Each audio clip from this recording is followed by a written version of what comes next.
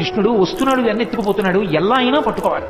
యశోద మా అబ్బాయి అలాంటి తప్పులు చేయడం మాని కదా అంటోంది, రెడ్ హ్యాండెడ్ గా పట్టుకున్నాడంటారే, అలా వెన్న చేత్తో ఉన్న కృష్ణుడిని పట్టుకోవాలనుకో అని కావాలని కడవ తీసుకెళ్లి గుమ్మం దగ్గర పెట్టి తలుపు చాట్న నుంచి చూస్తుందో వచ్చేసాడు. గజ్జలు పెట్టుకుని వస్తాడు చప్పుడు చేసుకుంటూ, తీస్తున్నాడు పెడుతున్నాడు, చక్కగా ఒక్కొక్కడు పుచ్చుకుంటున్నాడు, బఫే భోజనంలా ప్లేట్ పెట్టుకుని వెళ్ళిపోతున్నాడు తినడానికి.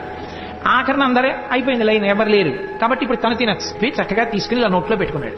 పెట్టుకోగానే గోపికి వచ్చి పట్టుకుని అనుకుని అసలు ఏమంటాడో చూద్దామని, ఎవరు పిల్లాడా నువ్వు, తెలుసు కృష్ణుడే, ఎవరు నువ్వు అని. ఆయన ఏమనాలి, నేను కృష్ణుడు అనాలి. ఆయన కృష్ణుడు అనలేదు. బలానుజహ, బలరాముడి తమ్ముడు అన్నాడు. మధ్యలో ఆయన ఊసిందుకు? ఆయన ఏమైనా వచ్చాడా, తిన్నాడా, దొంగతనాలు చేశాడా? అమ్మ బాబోయ్, గుండెలు తీసిన బంటు, నీ పేరేమిటంటే బలరాముడి తమ్ముడు అంటున్నాడు, తన పేరు చెప్పట్లేదని ఆవిడ దిక్కి మిహతే, ఇక్కడికి ఎందుకు వచ్చావు?